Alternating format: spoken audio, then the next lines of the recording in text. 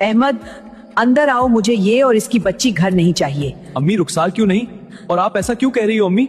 एक कम थी कि अब दूसरी भी लड़की आ गई। तुम रुखसार को तलाक दे दो, मैं तुम्हारी दूसरी शादी करा दूंगी। ये तो बेटा नहीं दे सकी, मुझे बेटा चाहिए, घर का चिराग चाहिए। अम्मी जान, ये मेरी दोनों बेटियां हैं। अल्लाह ने मुझे ये अमानत अता की है, मैं इन्हें कैसे छोड़ सकता हूँ? अगर तुम इन्हें नहीं छोड़ सकते तो इस घर से निकल जाओ। आपका फैसला सर आंखों पे अम्मी जान। आप सलामत रहिए, अल्लाह हाफिज। चलो रुखसार।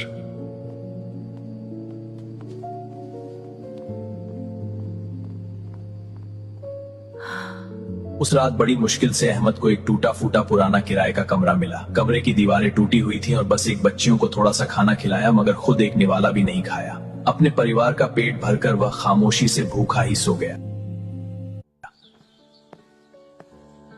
माशाल्लाह मेरा घर।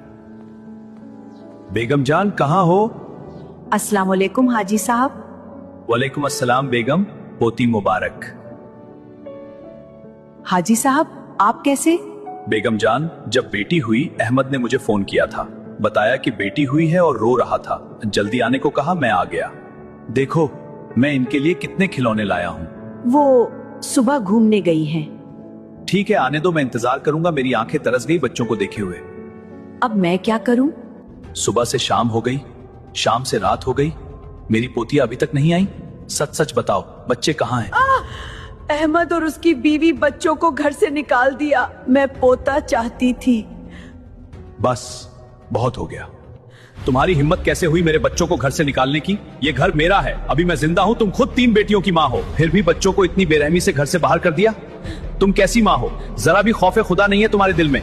देखो बीबी, कुरान में अल्लाह ताला ने सूरह तकवीर में फरमाया है, और जब जिंदा दफन की गई लड़की से पूछा जाएगा कि उसे किस गुनाह में कत्ल किया गया है, और नबी सल्लल्लाहु अलैहि वसल्लम ने फरमाया जिसके पास 2 बेटियां हों और वह उन्हें अच्छे तरीके से पाले पोसे, तो कयामत के दिन मैं और वह ऐसे साथ होंगे। बेटियां बोझ नहीं होती, ये अल्लाह की रहमत और जन्नत का जरिया होती हैं। बेटा अहमद, तुम जहां भी हो फौरन घर आ जाओ, मैं आ गया हूं। अस्सलामु अलैकुम अब्बू जान। अस्सलामु अलैकुम अब्बू जान। दादा जान। वालेकुम अस्सलाम मेरे बच्चों, आ जाओ। मेरे बच्चों, मुझे माफ कर दो, मुझे माफ कर दो बेटी, दादी से बहुत बड़ी गलती हो गई।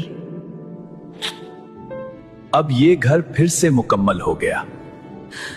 असली चिराग तो अल्लाह ने बहुत पहले दे दिया था, बस हमारी आंखें बंद थीं। कभी कभी इंसान अपनी सोच के अंधेरे में इतना खो जाता है कि उसे अपने घर की असली रोशनी दिखाई ही नहीं देती। हम बेटा और बेटी में फर्क कर बैठते हैं, जबकि अल्लाह की नजर में दोनों उसकी रहमत है। बेटियां सिर्फ घर की जिम्मेदारी नहीं होती, वो उस घर की बरकत, मोहब्बत और रोशनी होती हैं। जिस घर में बेटियों की हंसी गूंजती है, समझ लो वहां रहमत उतरती है। असल चिराग वो नहीं जो नाम आगे बढ़ाए, असल चिराग वो है जो घर को मोहब्बत से रोशन कर दे।